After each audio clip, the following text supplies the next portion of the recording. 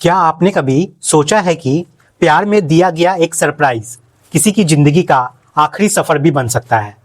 एक महिला जो अपने प्रेमी से मिलने के लिए लगभग 150 किलोमीटर का सफर तय करती है और उसके घर पहुंचती है, लेकिन उसे बिल्कुल भी अंदाजा नहीं था कि जिस व्यक्ति से वो अपनी पूरी जिंदगी बिताने के सपने देख रही है वही उसकी जिंदगी खत्म कर देगा। ये कहानी है सना और फैजल की, जहां प्यार, भरोसा और धोखा एक ऐसे अंजाम तक पहुंचता है जिसे सुनकर किसी के भी रोंगटे खड़े हो जाएं। बकरीद के अगले दिन की बात है। तारीख थी 29 मई 2026। शाम के लगभग 4 बजे का समय था। सना नाम की एक महिला लगभग 150 किलोमीटर का सफर तय करने के बाद अपने प्रेमी के घर पहुंच जाती है। वे दरवाजा खटखटाती है और जैसे ही दरवाजा खुलता है सामने एक महिला दिखाई देती है। दरवाजा खोलते ही पूछा जाता है, आप कौन हो? तो वो कहती है कि मेरा नाम सना है, क्या ये फैजल का घर है? जैसे ही फैजल के घर के बारे में पूछा जाता है तो वो महिला जो सामने खड़ी थी वो बोलती है कि हाँ, ये फैजल का ही घर है, लेकिन तुम कौन हो? सना अब जवाब देती है कि मेरा नाम सना है और मैं मुंबई से आई हूँ। जब वे मुंबई के आने की बात बताती है तो उसे तुरंत घर के अंदर बुला लिया जाता है।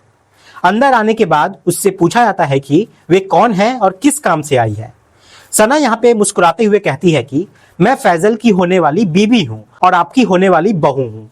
जैसे ही सना ने अपना ये परिचय दिया, सामने खड़ी महिला एकदम सुन रह गई। वे तुरंत अपने बेटे के पास पहुंच जाती है और कहती है कि तूने किस महिला को अपने घर पे बुला लिया है? जरा देख तो सही, तेरी उम्र अभी 20 साल भी पूरी नहीं हुई है और जो महिला घर में आई है उसकी उम्र कम से कम 35 साल के आसपास होगी। वे तुझसे लगभग 15 साल बड़ी है। माँ की ये बात सुनकर फैजल के पैरों तले जमीन खिसक जाती है। वे सोचने लगता है कि आखिर इतनी दूर से सफर तय करके सना उसके घर कैसे पहुंच गई। वे तुरंत सना के पास जाता है और उसे अपनी बातों में उलझाने लगता है। कुछ देर बाद वह कहता है, तुम पहली बार यहाँ पे शहर से गांव आई हो, चलो मैं तुम्हें जंगल घुमा लाता हूँ। जैसे ही फैजल ने ये बात कही, सना यहाँ पे खुशी से खिल उठती है। वे तुरंत उसके साथ बाइक पर बैठ गई और दोनों जंगल की तरफ निकल पड़ते हैं। सना ने कभी नहीं सोचा था कि ये उसकी जिंदगी का आखिरी सफर साबित होने वाला है। वहां पहुंचते ही उसका कत्ल कर दिया जाता है और कत्ल करने के बाद उसकी लाश को दफना दिया जाता है। जब फैजल वापस घर पहुंचता है तो उसकी माँ उससे पूछती है कि वे लड़की कहाँ पे है। फैजल ने जवाब दिया कि मैं उसे छोड़ आया हूँ, वे अपने घर चली गई है, परेशान होने की अब कोई जरूरत नहीं है, ना मैं उससे शादी कर रहा हूँ और ना वो मुझसे शादी कर रही है। फैजल को यहाँ पे लगा कि जो कुछ उसने किया है वे सब यहीं पे खत्म हो गया है और अब किसी को इस बात का पता तक नहीं चलेगा। लेकिन वो कहते हैं ना कि कत्ल चाहे कितने भी शातिर तरीके से क्यों ना किया गया हो, कातिल जो है वो हमेशा के लिए छिप नहीं सकता। और इस कहानी में भी कुछ ऐसा ही होता है। महाराष्ट्र प्रदेश के मुंबई शहर में ओशिवारा थाना क्षेत्र पड़ता है। उसी क्षेत्र के अंतर्गत आनंद नगर नाम का एक इलाका है। इसी आनंद नगर इलाके में सना नाम की एक नर्स रहती है जो एक अस्पताल में काम करती थी। सना का एक बेटा भी था जिसका उम्र लगभग 7 या 8 साल के आसपास रहा होगा। एक दिन उसका बेटा फोन करके कहता है, माँ, मेरा आज चिकन बिरयानी खाने का बहुत मन कर रहा है। बेटे की बात सुनकर सना कहती है, जैसे ही मैं अस्पताल से वापस आऊंगी चिकन लेकर आऊंगी और तुम्हारे लिए बिरयानी बना दूंगी। सना को बेटे की बात याद थी, लेकिन उस दिन उसे अस्पताल से निकलने में थोड़ी देर हो जाती है। वे जल्दबाजी में चिकन की दुकान पर पहुंचती है। पहुंचकर वे जल्दी जल्दी बात कर रही थी। दुकानदार ने उससे पूछा, मैडम, आप इतनी परेशान क्यों हो रही हो? सना ने कहा, मेरा बेटा मेरा इंतजार कर रहा है, उसने चिकन बिरयानी खाने की जिद की है, इसलिए जितनी जल्दी हो सके मेरे लिए चिकन तैयार कर दीजिए। दुकानदार ने जल्दी से चिकन तैयार कर दिया और सना को दे दिया। उसके बाद चिकन वाले भैया ने कहा, मैडम, आपको परेशान होने की जरूरत नहीं है, आप मेरा मोबाइल नंबर रख लीजिए, जब भी आपको चिकन की जरूरत हो बस एक फोन कर दीजिएगा, मैं ताजा ताजा चिकन आपके घर पहुंचा दूंगा। ये बात सुनकर सना खुश हो जाती है। उसे लगा कि इससे उसका काम आसान हो जाएगा। उसने अपनी पूरी जानकारी और पता उस लड़के को दे दिया। इसके बाद जब भी सना को चिकन की जरूरत होती वो उसे फोन कर देती और वो लड़का उसके घर चिकन पहुंचा देता। धीरे धीरे चिकन पहुंचाने का रिश्ता बातचीत में बदल गया। कभी चिकन की बात होती, कभी किसी छोटे मोटे काम की बात होती।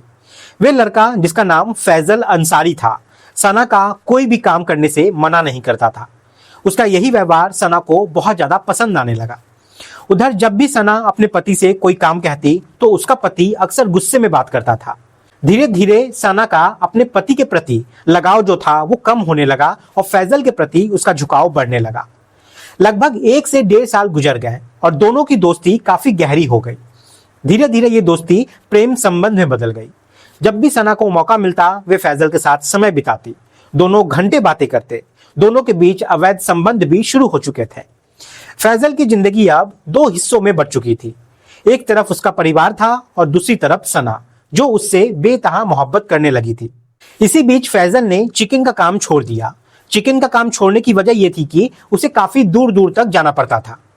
उसके घर के पास ही एक सैलून था और उसने वहां काम करना शुरू कर दिया। अपनी चिकन की दुकान पर उसने अपने पिता नाजिम और अपने भाई को बैठा दिया, जबकि खुद सैलून का काम संभालने लगा। सैलून भी आनंद नगर इलाके में ही था और सना का घर वहां से काफी नजदीक था। इस वजह से दोनों के मिलने जुलने में कोई परेशानी, कोई दिक्कत नहीं होती। जब भी मौका मिलता दोनों आराम से मिलते, बातचीत करते और अपना समय साथ बिताते। एक दिन सना ने अपने पति से साफ साफ कह दिया कि वे अब उसके साथ नहीं रहना चाहती। उसने अपने पति से कहा, देखो, मैं तुम्हारे साथ कोई छल या धोखा नहीं करना चाहती। मेरी जिंदगी में एक लड़का आ गया है जिसका नाम फैजल अंसारी है।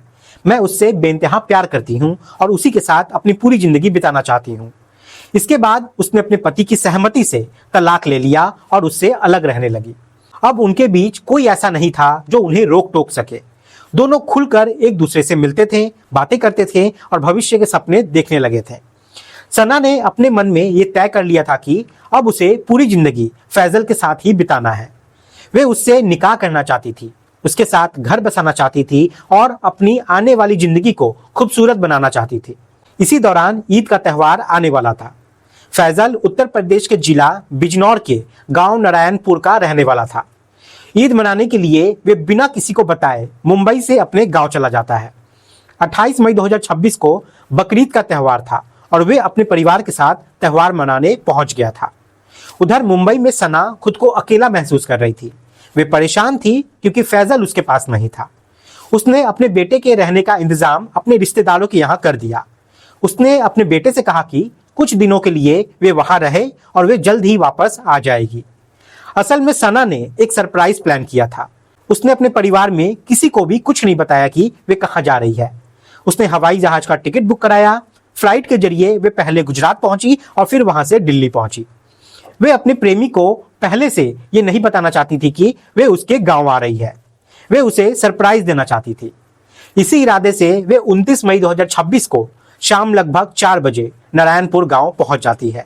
वे गांव वाले से वहां पे पूछती है कि फैजल अंसारी का घर कौन सा है, जो मुंबई में रहता है, सैलून में काम करता है और जिसके पिता चिकन का काम करते हैं। गांव के लोग सीधे साधे थे। उन्होंने उसे फैजल के घर तक ले जाकर पहुंचा दिया। वहां पहुंचकर उसने दरवाजा खटखटाया। दरवाजा खुलते ही फैजल की मां सामने आती है। उन्होंने पूछा, आप कौन है? सना ने जवाब दिया, मेरा नाम सना है और मैं मुंबई से आई हूं। जब दोबारा पूछा गया कि वे कौन है, तो सना ने मुस्कुराते हुए कहा, मैं तो आपके घर की बहू हूं। अब आप अपने बेटे से मेरी शादी करा दीजिए, निकाह करवा दीजिए। ये सुनते ही फैजल के माँ के पैरों तले जमीन खिसक गई। वे समझ ही नहीं पा रही थी कि आखिर उनका बेटा किस रिश्ते में फंस गया है।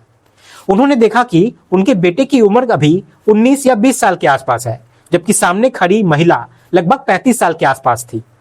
बातचीत के दौरान सना ने यह भी बता दिया कि उसकी शादी हो चुकी थी, लेकिन उसने अपने पति से तलाक ले लिया है और उसका लगभग 9 साल का एक बेटा भी है।